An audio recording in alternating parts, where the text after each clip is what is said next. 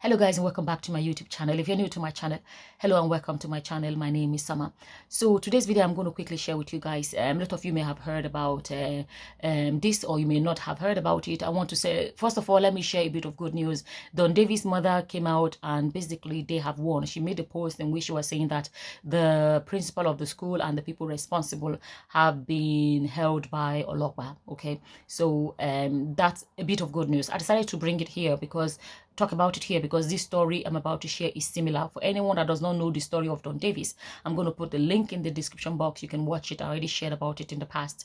So this time around is a young boy who's, I think the parents actually live in Warri, Delta State, but the boy schools in Lekki in Lagos in a boarding school, and they sent him to boarding school. So they called the father, the family, and told them the boy wasn't feeling well. The father sent the brother. I'm going to just quickly tell you guys what the story is, and I'll put a link. You know, some of you that have the liver to watch something like that, you can go ahead and watch it.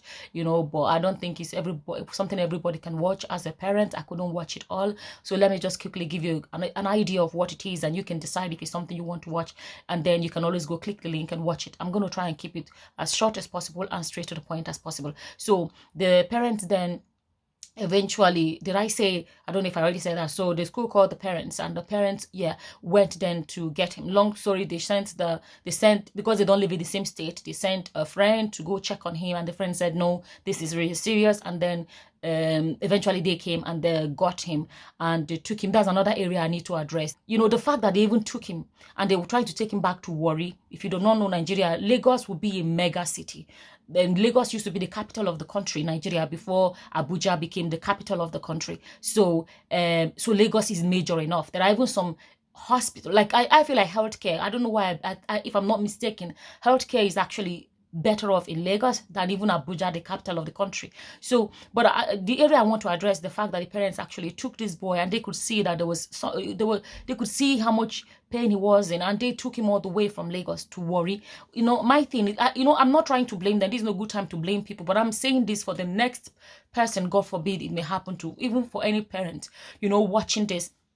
Because they said they tried to fly him back, but they didn't take him straight to hospital. They tried to fly him back, they couldn't fly him back because all the flights were fully booked. And then they went by road, and then all of that. You know, at the end of the day, they are taking him from a mega city that would have amazing, great hospitals to Warri. I do not believe Warri would have, I think I've visited Warri once, but I don't think they would have the kind of high caliber, you know, hospitals that they would have in Lagos. So I think, you know, they should have taken him straight to a hospital, because I think, really, I'm not trying to blame the parents. I don't want to make this video about blaming them, but if I sugarcoat this part, another person may not learn from it. Because as a healthcare worker, I'm a nurse, for those that do not know, you know, there's something, you know, you see what's the phrase I'm trying to use? There is something about immediate intervention, doing something there and then, because a lot of the time, most health problems would get worse every minute,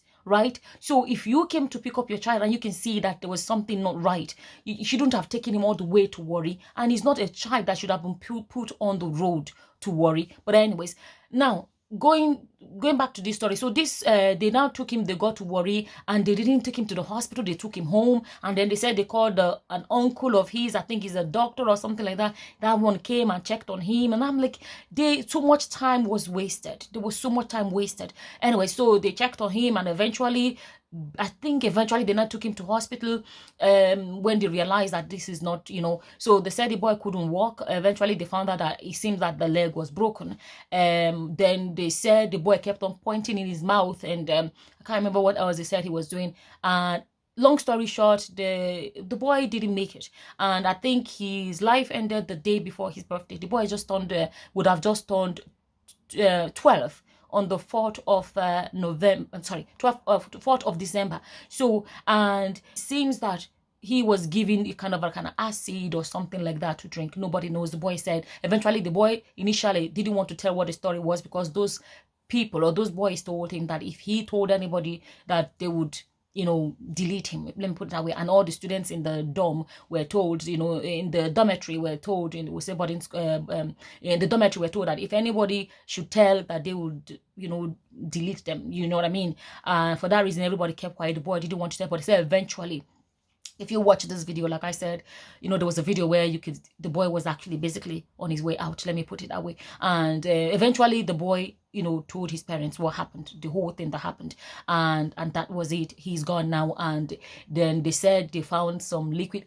It's suspected that they gave him a kind of like an acid to drink. And that is what, you know, hurt him. I think I watched a video where his father spoke. I think a bone here, they said a bone here was broken, and I think a bone in his leg or something like that was broken. When they said they've done the autopsy and they found that there was a black liquid in his stomach or whatever. But what I want to pinpoint again is that nobody knows exactly what it was that he was given. If they had taken him to the hospital earlier, there are things that could have been given to that boy to drink that could neutralize to a great extent, that may have neutralized whatever he drank. You see the importance of intervention. Like I'm saying, they should have taken him to hospital straight away. The earlier there is a treatment, intervention, and in situations like this, the more effective, you know, the whatever solutions the hospitals may have would be. Because whatever that boy drank, the time it took them to take him from there and then start traveling to Warri, and then they are giving that time, the thing, whatever it is, they're giving that thing more time to cause more damage in the body. Enough time to eat in and really do more damage and really do more damages. So on one hand, I want to actually talk about putting children in boarding school. I've never been a fan of it, I'm going to say it, but I understand some parents, for whatever reasons, that is the only option or the best option that they have. You know, maybe they don't have that kind of school in Warri and they really wanted him to have a good education. The idea of wanting the best school in another town because they're not living near enough. But I really want to talk about this one as well, because my personal thing about boarding school and sending children away is the fact that, you know, even life is, how do I say it?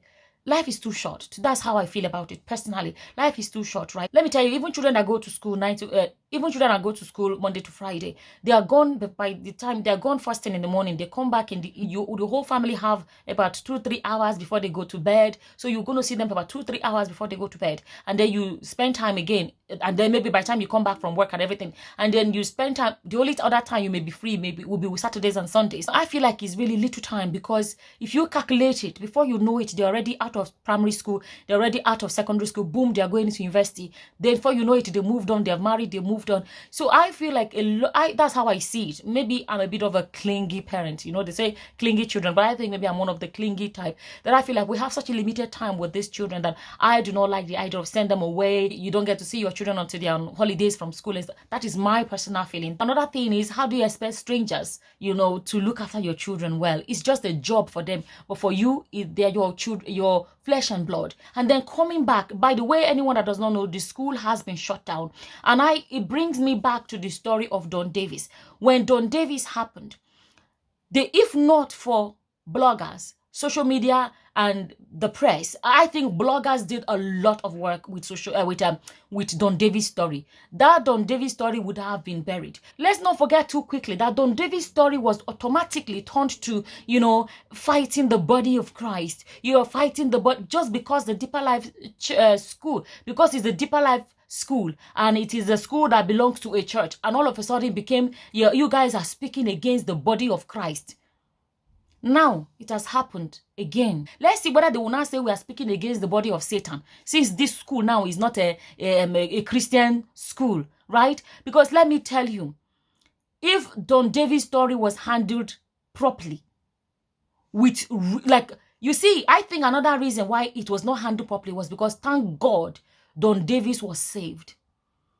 Because if Don Davis was not saved, maybe it would have been handled properly, and then maybe there would not be a Sylvester today.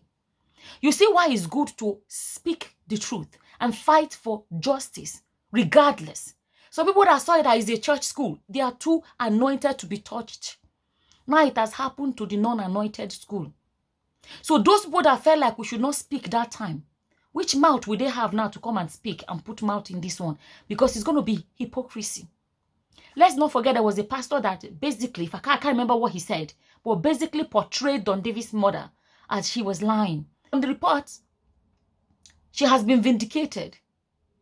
That the school, how can a woman that dropped a child that was chubby, went to collect him. Thank God, she said she was dreamt and she saw her child calling her. And she went to the school, and the school told her, from what she said, the mother, she said, they didn't allow her to see her son.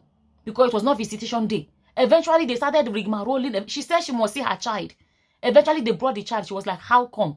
Then I started saying, remember, there are a lot of videos she made, she spoke about it, where the school was trying to cover up, the so-called Christian school. And they started saying things like, the boy came in, when the boy came, the boy was sick. The boy was already sick, or wanting, and the mother produced picture and said, this is the boy I dropped in that school. This is the day he came in. This is the picture of him sitting at the reception hall when they had the kind of an assembly for the children. This woman fought. And some people came and turned it that this woman is evil. They want to go and dig her dirt and try to discredit her and everything. Now, it has happened to a non-Christian school. So those of us that they are accused of fighting the body of Christ, let them come and accuse us now of fighting the body of Satan. You see what I'm talking about? So people that wanted to keep that one under wraps. If it's Christian, why are we Christians always exposing ourselves? They want to keep it under wraps. Now it has happened again. This could have been prevented. This one, Sylvester, would be alive today. If the right, see the way the school was shut down straight away, the same thing should have happened to Deeper Life School. To today, Deeper Life School is not shut down because we have this religiosity, whatever. There's this this way we carry religion. You want like anything a church does or someone that is holy or a church school, whatever does, they should be untouchable. Let me tell you, injustice. My camera went off, so I had to put it back on. Bottom line, I hope that this would help open our eyes about the importance of speaking up, about the importance of, believing in doing the right thing regardless, whether it is a policeman that did it or whether it is a anointed man of God or anointed school or unanointed school, whatever. So that, if we have a standard that has to be maintained regardless of who you are, then it will apply across the board. Going back to some Don Davis story, people turned it into a fight against the church. And that wasn't what it was. There was an opera because people saw the pictures and videos of Don Davis and people needed to speak up. People that wanted it covered up, that even, to be honest, thank God that thank God for social media, Don Davis' mother, and all of that. But if we were to go by those that wanted to discredit the story or just feel like, oh, it's a church school, you cannot touch it. A church school is too anointed to be questioned and stuff like that. What about the so-called pastor that tried to discredit Don Davis' mother? Now he has been proven to be right. And they are getting justice now. The same so-called pastor that tried to discredit her, she will still go to church on Sunday now, climb the pulpit and be speaking in tongues. Let me not even go there. Long story short, these two stories are the same. Don Davis' story, there's barely any difference between the two stories. And I want to use this opportunity to show us why it's good to fight. You know when they say justice for one is justice, justice for one is justice for all. Because I believe that if the schools had taken the story of Don Davis seriously, Sylvester would be alive today. Sylvester would be alive today. If we all spoke with the same voice, if we had all spoken with the same voice against what happened to Don Davis, Sylvester may be alive today. Sylvester may be alive today. So bringing back the side of religion, let's think about how I'm a Christian too. And it doesn't mean that if we as Christians see something wrong, we will not speak. We have to speak regardless. That is what will prevent things like this. It's funny how some people that didn't want to hear the story of Don Davis because it was a Christian school, now they are vocal because this one is not a Christian school. That's double standard. That is double standard. Hopefully we can learn from these stories and stop using religion to cover a lot of injustice that happens in Nigeria. We are using religion in a negative way to cover things that should not be covered and to see how it is snowballing into other things. It's snowballing into other things in society. Anyways, as always, I just wanted to come here and share my opinion about what's going on. And whatever your opinions are, feel free to leave them in the comment section below. And with that, I'm going to say thank you for watching. Until the next time, guys. Bye-bye. Bye.